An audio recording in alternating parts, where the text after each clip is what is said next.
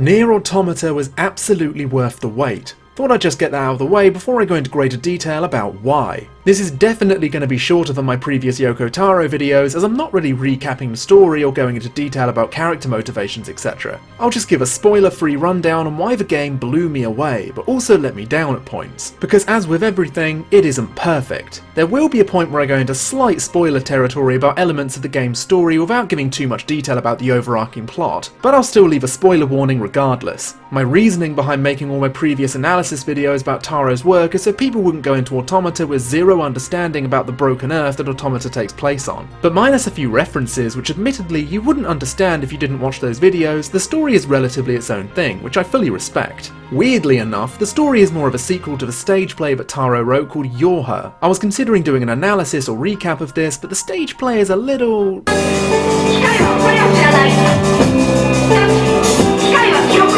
difficult to analyse. That, and I didn't want to cling onto anything NieR related and stretch it out like gum, though I'll probably revisit the stage play when I eventually make my Automata analysis. God knows when that'll be. The story of Automata focuses around three androids, 2B, 9S and A2, part of the Yuyushiki series of androids sent to Earth to reclaim it for humanity who are currently located on the moon. Their opponents are machine life forms created by aliens. Turns out the story about Emil fighting those cheeky cunts was more important than I initially led on. 2B is a stoic, harsh-spoken android who has a lot more dwelling under the surface, minus her cup spill-off over thighs of which I want to crush me. 9S is a light-hearted companion to 2B and focuses mainly on hacking and repairing 2B. A2 is a little more mysterious, but let's just say she's what I like to call zero light. Seriously, you'll see what I mean. You're a fucking idiot! There's also Pod, a floating companion to 2B who's essentially this game's version of Grimoire Vice, only minus a personality and witty quips. This isn't a stab, it actually works quite well with the characters and its bluntness leads to some comedic moments later along the line. Report. Pleasant. Now for anyone wondering if they'll get their patent-pending Yoko Taro suffering fix or have to ride the second-hand embarrassment train of Drakengard 3, well, you can breathe a sigh of relief, because it's most definitely the former. You're gonna feel like shit during this game and you're gonna fucking like it. Taro has yet again delivered a game which makes your stomach sink, but also has a level of humour that stops it from going into the deep end, and definitely doesn't feel like it's mocking the series it's a part of, like Drakengard 3. The desolate world that the characters are sent to works. When I first heard that Automata was going to be an open world experience, I admit my expectations sunk a little due to being so disappointed with Final Fantasy XV. And it may just be another game to fall into the open world craze that's sweeping modern gaming. But the map itself feels full of things to do despite looking empty and desolate. Separating the world map into a city, forest, desert and a few other industrial areas with zero loading times and a somewhat smooth 60 FPS, at least if you're on the original PS4, makes you forget that the world is seamless at times. Question: after 10,000 plus years, would buildings still be in this kind of condition? Kinda resemble some areas of modern England if I'm honest.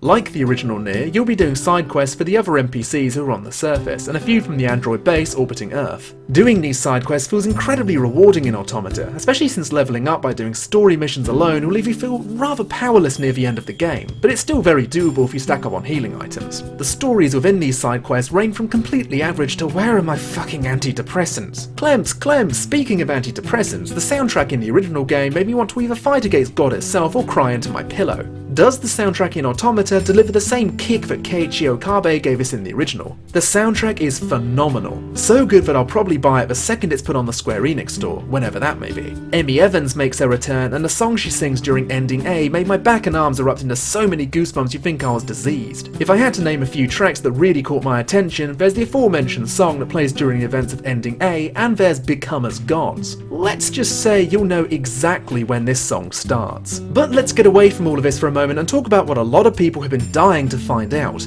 Have Platinum successfully made another good game? Or to be more specific, have they made for the first time a Yoko Taro experience that feels fun to play? Yes.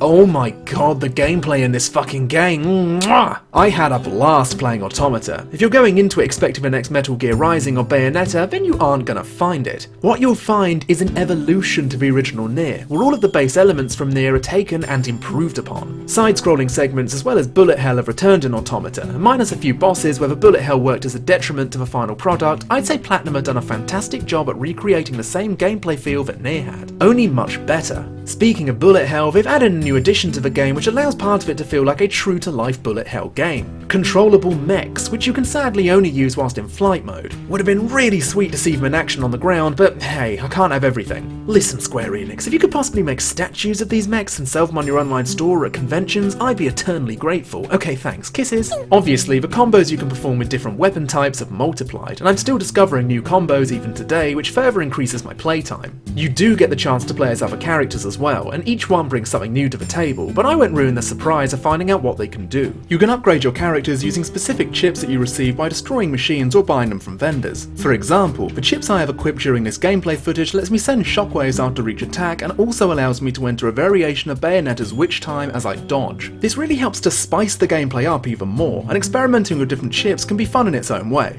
If I could say a negative about the gameplay, I'd have to bring up the bosses again. There are 2 bosses in the game, which I won't name drop, that are, in my opinion, complete trash. I distinctly remember going, what were they thinking out loud whilst fighting them, as one of them makes you fight against a ton of lasers from unannounced locations whilst also fighting with Platinum's trademarked awkward camera. The other is plain boring. Not horrific, but incredibly easy to cheese, as attacking bullets in this game causes them to disappear. So you can simply mash the attack button with your mech and make it so absolutely no bullets impact your character whilst attacking its weak point. Thankfully, a lot of bosses make up for it. One humanoid boss you fight made me think, now this is a combination of Yoko Taro and Platinum games. Another thing the game has is the ability to return to your corpse after you die and either send it away for spare parts or resurrect it having it fight alongside you. If you can play online, you can see other players' corpses too. This inclusion is pretty neat, but it's unfortunately caused a lot of online publications to compare it to Dark Souls and retrieving your souls after you die. Like seriously, can we just stop that? We know it's a good game, can we just stop doing that for one solid week? Do I hear frustration in your voice, Clemps? Is this the Dark Souls of Automata reviews?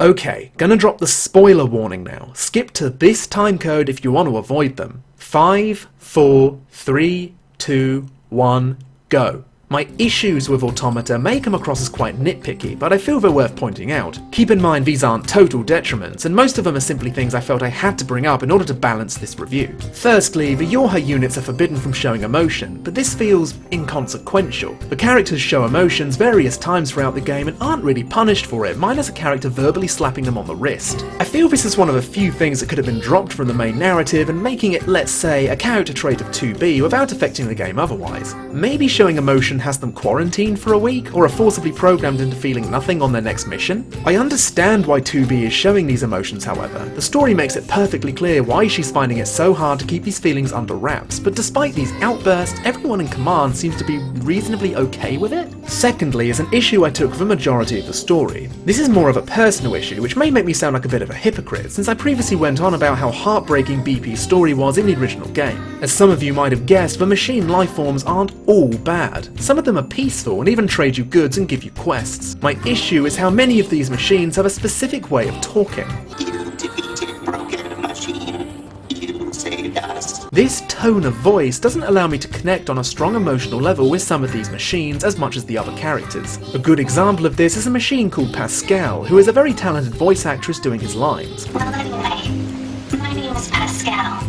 I'm the leader of this village. Whenever an emotional scene is thrust upon him, the expression within his voice allow me to better connect with this character emotionally, whereas many of the other machines have that stereotypical monotone roboticness to them. And whilst I fully admit a lot of the sad moments regarding these machines hit me, some very hard, I feel it would have been better if their voices had more than one set tone. This may have been the point, however, as the theme of this game is what it means to be human. Of course some of the machines won't have a lot of range in their vocals due to being, well, robotic. And this could have been testing me as a human being as to whether or not I could relate and empathise with these mechanical, emotionless sounding lifeforms. Bravo. Yet, if a machine like Pascal has a unique voice actress, it seems strange that others weren't given the same treatment. I guess it was a way to make that character special, which is perfectly understandable and I can give a pass to. My third issue, if you can even call it an issue, is something I have as a fan of Taro's previous games. This is something I debated taking out of the review as it comes across as incredibly personal, but in the end this is a personal review. And the fact I have an issue with this is a great example to myself as a reason not to expect anything from a Yoko Taro game.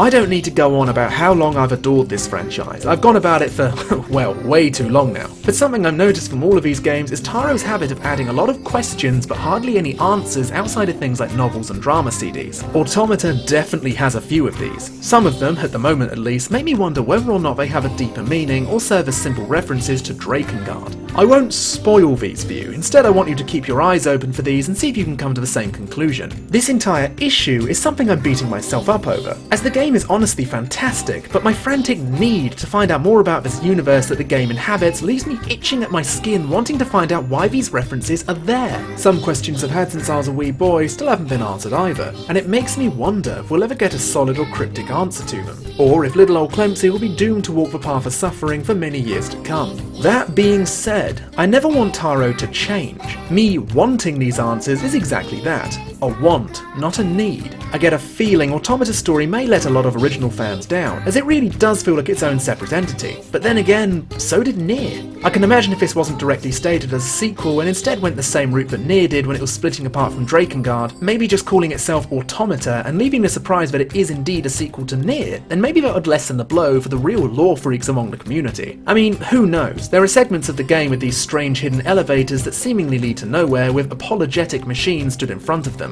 Perhaps this will lead to future DLC areas with more lore, or might be extra battle modes like an arena or something similar. I guess we'll have to wait and see, huh? Okay, spoiler mode off. In conclusion, you should absolutely buy NieR Automata. Even if you're new to the series, I think this is a great starting place, and revisiting the older games will definitely feel pretty jarring in a gameplay sense. The story is haunting, the characters are memorable with some of them being a little underused, the OST is breathtaking, and the world captures a feeling of loneliness whilst also being incredibly fun. As I've mentioned in my spoiler section, there are definitely downsides, so the game isn't perfect. But as far as a Yoko Taro and Platinum combo goes, it's a total treat. Just hope you're into a little emotional masochism. It gives me hope that Platinum Games will continue working with Taro in the future, maybe making another NieR title or perhaps a Drakengard game? Drakengard 4? A remake of the original? Please! Yoko Taro finally has a game which has gameplay that complements the story, and I feel he should push his modesty aside for a second and feel very proud of the game he and Platinum Games have produced.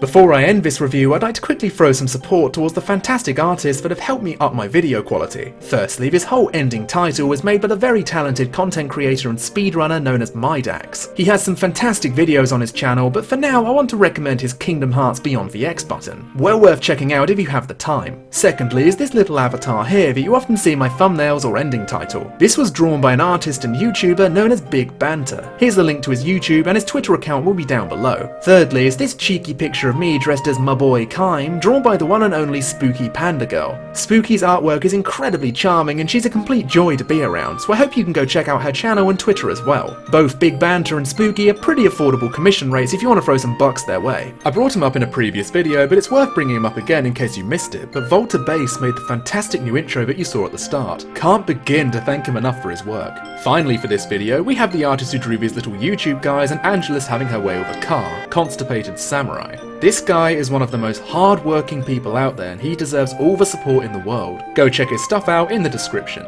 Thanks a ton for sticking with me during this Yoko Taro marathon. I'm actually planning on opening a Patreon by the end of the year, which will allow to help me continue putting out consistent content at my current rate. So keep your eyes open for that, and I hope you're all excited for what I have in store for the future, because I know I am.